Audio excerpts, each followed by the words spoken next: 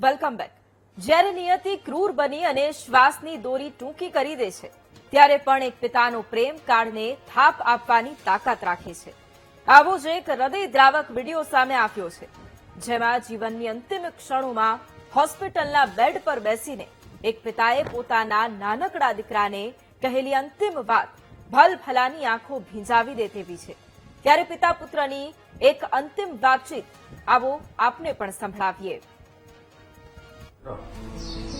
જો હું ક્યાંક બાર ગમલો જાઉં ને હે ને આખો તો તારે તોફાન કરવાનું નહીં, એટલે મમ્મીનું ધ્યાન રાખવાનું, બરાબર?